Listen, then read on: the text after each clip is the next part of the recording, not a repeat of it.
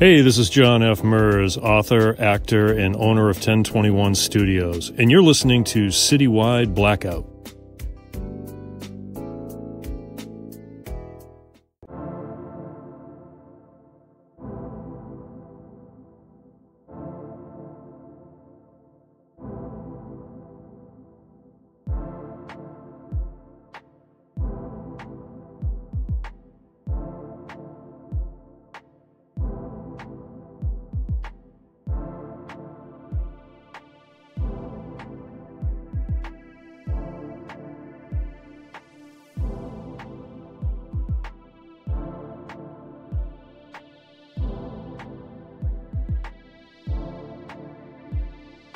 Hey everyone, how's it going? And welcome back to Citywide Bytes. This is our offline edition due to some tech problems, but as they say, the show will go on. And for this week's edition, I am chatting with Ken Vaughn. He is the Director of Core Programming for the upcoming NecronomiCon Providence event. And this sounds like a really cool thing. I was really unaware of this event, and just reading more and more about it, I'm thinking this is something that is a lot of fun. So Ken, welcome to the show, and thank you for joining me.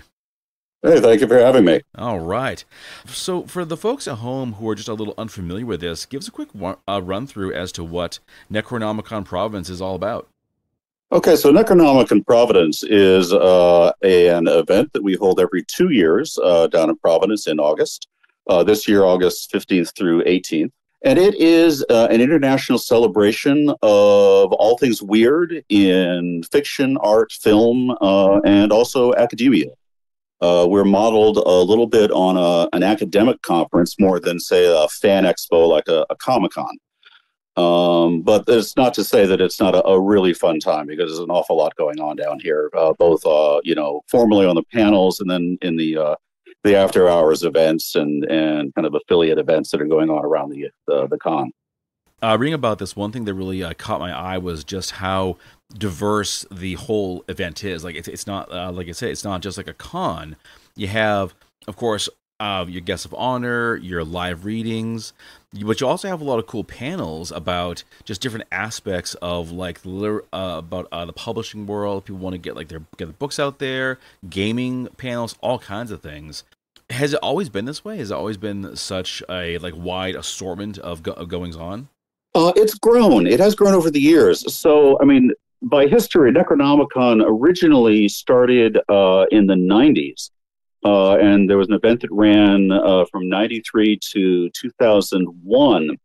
It was a bit smaller and focused a bit more on the work of H.P. Lovecraft, one of the famous weird fiction writers and a foundational writer in the genre back in the pulp era.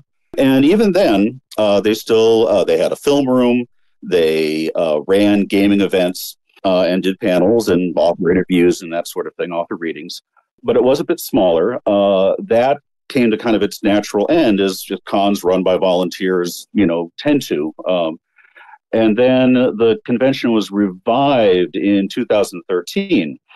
And what we have done, after the first couple, is try to, kind of expand the focus of the event to kind of cover, kind of weird and related horror, dark fantasy material much more broadly. And so we had to take a step back during the pandemic. But the way things are structured is we have kind of our core batch of panels, which cover issues related to specific authors that we're interested in, trends in literature, tropes and themes, and kind of where the genre is going. We're not specifically a writing convention, but we do always have a few panels that are kind of directed towards writers and editors and small press publishers.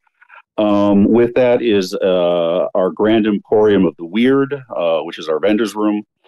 We have a film series that we run with cooperation of the H.P. Lovecraft Film Festival. There is a masquerade ball, large formal masquerade ball. The Cthulhu Prayer Breakfast, which is a kind of a raucous ribald event that happens Sunday morning, which is a great deal of fun. Lovecraftian hymns set to, probably what would be old standards for, folks that grew up attending church, but reworded. And then a variety of special lectures, academic papers that are presented, live music performances, puppet shows. This year it happens to fall on a waterfire weekend. In those cases, the Big Nazo Puppet Theater has often come out in support of the event. It's a fairly diverse lineup of events. There's a lot going on. Full gaming slate. For people that are into tabletop, whether that's board or role playing games. And we will see probably 2,000, maybe as many as 2,400 guests this year. We're expecting. Jeez, that's a packed house. It is. It is. We take over the graduates in Omni Hotels, more or less, and we will have at any given time. There are as many as 4 panels, plus author readings, plus special events, plus the academic track going during the day. So it's the one thing, and it's something we actually kind of very happy about, is that when the feedback we get from people is that there's just too much to do. There's always something else that they wanted to have been doing that they kind of had to miss out, and that's a good feeling. As opposed to some events that I have been to that you kind of I'll go to a panel, but and of course it's a lot of people come year to year, and so it's a lot of it is about reconnecting with people you don't get to see because they live at a distance. So I definitely prefer the way too much to do versus we were here for a couple hours, that was it, and then we left. Yeah, well, it makes people want to come back, Exactly. And this, of course, running over the course of 4 days, I'd say you have enough time to see a lot. Maybe not everything, but a lot. Yes. I mean, we're all pretty exhausted and fried by Sunday night. I'll bet. Yeah, because it's nonstop. I mean, we start at 8 o'clock in the morning. Gaming runs 8 to midnight between the the more formal stuff and then the after dark stuff where it's more music and bands. I think we have historically done concerts in association with the Columbus Theater in Providence, but since they have closed down, that sort of disrupted our musical events. Where there will be some music, but we're not going to be able to put on the scale of show that we have been able to in the past few years until they hopefully get under new management and are able to accommodate, crowd that'll draw, that'll support the kinds of concerts we want to be able to do. But there will be music. There's always live music. Excellent. Hey, I love that part. And an art show too. Actually, I forgot to mention. Yeah, I saw that. The Art NecronomiCon show. That looks really cool. Yeah, no, it's a wonderful celebration of weird art. Bet. In all its forms. And is there anything in particular that you just love seeing year to year? Well, for me, the thing that I love is really just the people. There's something very special, and I think most people experience this, that when you have interests that are maybe not fully mainstream, it's always wonderful to get together with a bunch of fellow travelers. I mean that's always such an amazing experience, and people feel fully free to nerd out about their special interests and these amazing conversations that just go and go and go, about favorite authors and for those of us that are writers, talking about projects and the kind of inspiration that you get, when you have a chance to throw ideas around with a lot of people. And as director of core programming, I'm obviously very interested in the paneling and the panel lineup. So for me, when that comes off well, and we get, and I think we do have, typically, a lot of very, informed and good speakers that will appear on panels discussing and debating all kinds of ideas, related to weird fiction and film. It's kind of magical, honestly. It sounds it. Now, of course, this wouldn't be an event without some guests of honor, and you have a great array lined up. Now, I'm just going to give folks the rundown so you know who's going to be there. We have Nadia Balkin, the author of the short story collection She Said Destroy, and the forthcoming novella Red Skies in the Morning. We have Poppy Z. Bright, the pen name for Billy Martin, He's been writing for a long time, since like Oh, yeah. '85. Published 8 novels, a number of short story collections, assorted nonfiction work. We have Mike Mason. If you check his picture on the website, this is my favorite picture. Actually, this is actually hilarious. Yeah. He is an award-winning game designer, writer, creative director for the Call of Cthulhu tabletop role-playing game at Chaosium. And we have Brandon O'Brien, writer, performance poet, teaching artist, and game designer.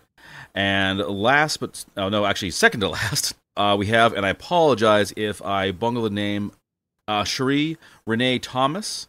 Yes. I got it right. Fantastic. Yep. Success. Award-winning writer, poet, and multiple Hugo Award nominated, Locus Award, and 3-time World Fantasy Award-winning editor. Holy crap. Yeah. What a powerhouse there, huh? Oh, yeah, absolutely. And last but not least, we have Jeff Vandermeer, called The Weird Thoreau by The New Yorker, which, what a title that is. The author of A Hummingbird Salamander, the Bourne novels, and the best-selling Southern Reach series. So, Ken, quite an array of guests here. How'd you get these people together? Like, what's involved in like getting this group arranged? Well, it's it can be a little tricky because we are we're not like a big commercial convention. So if Rhode Island Comic Con is booking guests, it's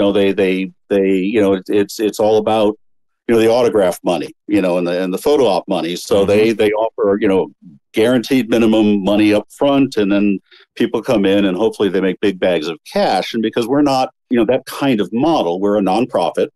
And we work very hard to keep the cost down as much as we can. I think if you look at our weekend pass compared to a lot of other events, it's a hell of a value, for your weekend. And we're trying hard to hold the line as much as we can with the cost of everything going up. So our committee gets together and we throw ideas around for people we would like to have, and we try to bring in people that will draw a crowd. People that have made important and interesting contributions to the world of weird fiction and, again, the kind of the adjacent genres. And, we reach out, and I think that there's at least some good word of mouth out there in the community of writers that and filmmakers and so forth that, it's a good time, and they get the opportunity to promote, obviously, but I think that more importantly, they get a chance to connect with people and fans and other writers as well, or other musicians or artists in a way that they may not at say a fan expo or San Diego Comic-Con or something of that sort.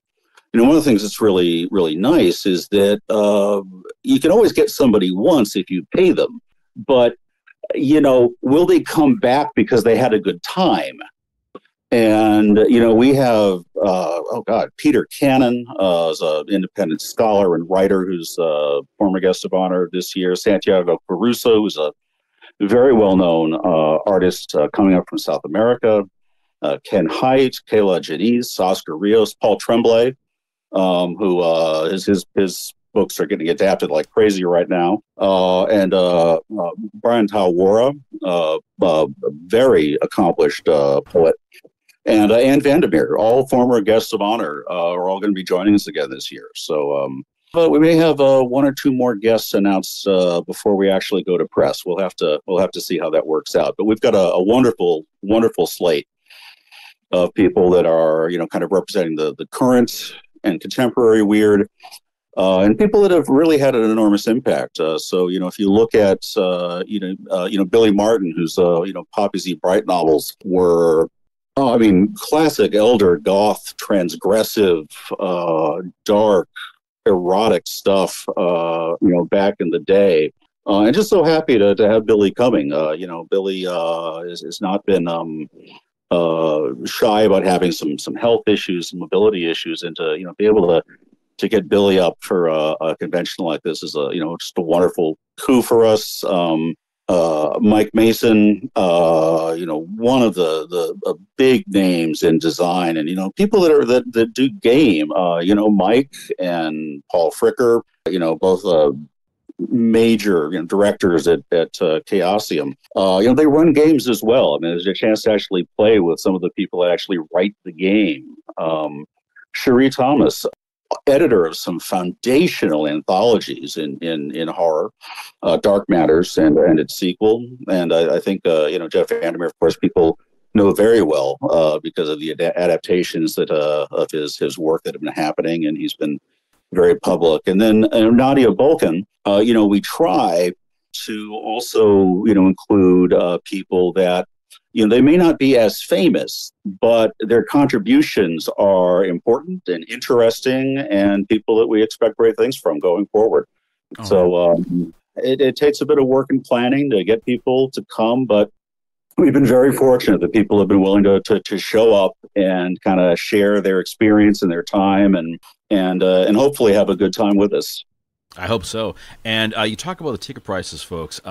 Just as an example, $160 is a general pilgrimage pass. This is a full 4-day pass to everything, okay? In addition to that, you get your Eye of Providence Elder Sign Enamel Sigil Pen, a copy of the Memento book, which has art, stories from all the guests, and you get invited to the special events such as the Eldritch Ball and the Cthulhu Prayer Breakfast, which yes. I gotta say, the second one there, I want to check out.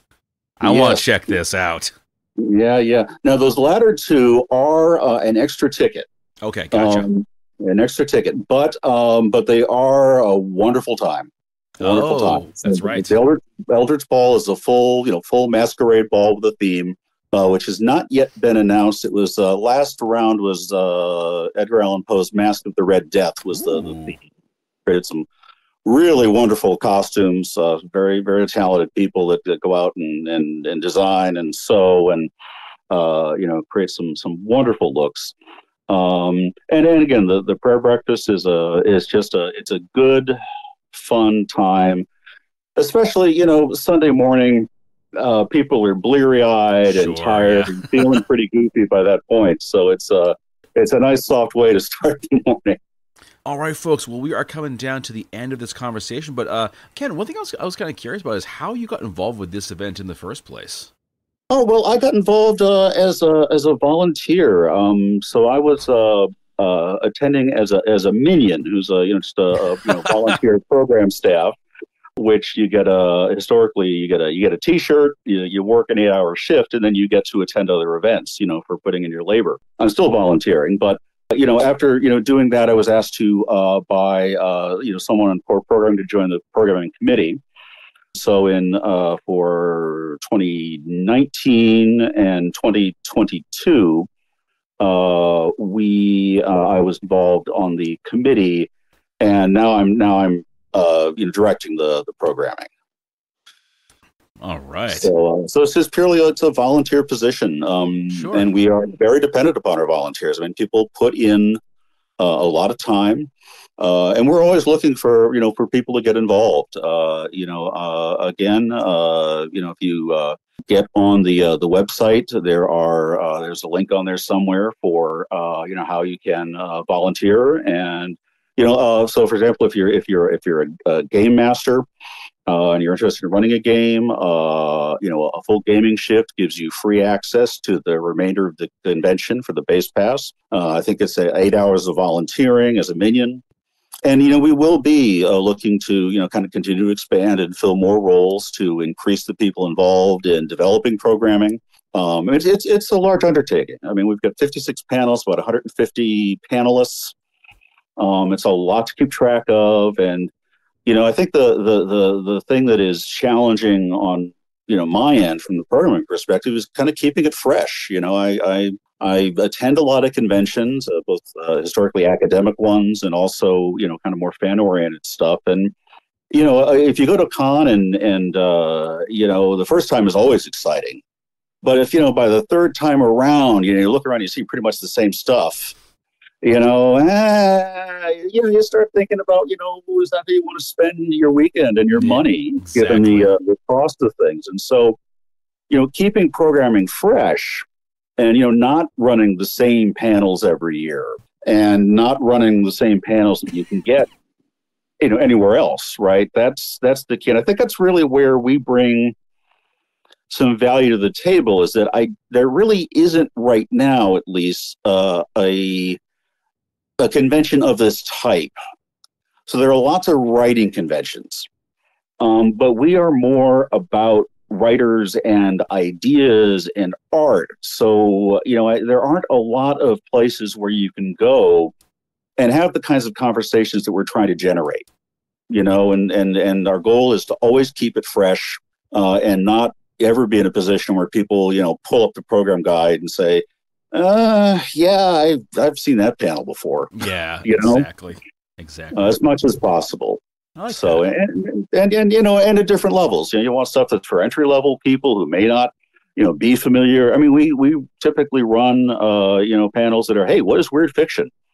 Because a lot of people, they don't really know what that is. Yeah, exactly. Kind of the niche it operates in. So, and stuff that is very, very niche and specific, so that, no matter what your relationship is, maybe you just,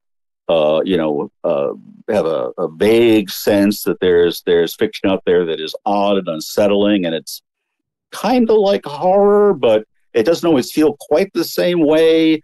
You're interested in the strange in literature and film, and you don't necessarily need to be an expert to come, Yeah. I mean, it's modeled on an academic conference. We have a lot of people that are either academic scholars or independent scholars that appear on panels. But we also have people that are fans that are on panels, authors that are on panels. And, for the most part, one of the things that I've noticed about the horror and weird fiction community is that people, for the most part, are really very approachable and not full of themselves. I've been to some other genre events in different genres, and there's often a bit of a level of being self-impressed that can be a little hard to break into. Whereas this, for I think most people that are interested in the strange and the different and kind of a outsider underground experience. It can feel much more like home, although a very big, bustling, and maybe a little overwhelming at times zone. Excellent. All right, folks. Well, that brings this one to a close. Ken, thank you so much for joining me. I really appreciate learning about this really, really cool event. And again, if you're hearing this thing for the first time, folks, August 15th through the 18th at the Omni and Graduate Hotels in Providence, Rhode Island, and you can learn everything you need to know at NecronomiCon-Providence.com. Tickets are still available, whether for single days or for the entire time. And I neglected to mention that this event is also presented by the Lovecraft Arts and Sciences Council. That's a real thing, and it's friggin' awesome. So it is. Yes, that's our kind of our parent organization, and also the name of the bookstore in the Arcade Mall in Providence, right downtown, oldest enclosed mall in America, and the bookstore is sort of the spiritual and administrative hub for the whole thing. So it's definitely a must visit location if you're all into speculative fiction. It's the Lovecraft Arts and Sciences brick and mortar in downtown Providence. Okay, I know where I'm going next. Ken, great talking to you. Great learning about this event. And for the folks listening, I will see you at NecronomiCon Providence. Yeah, thanks so much for having me.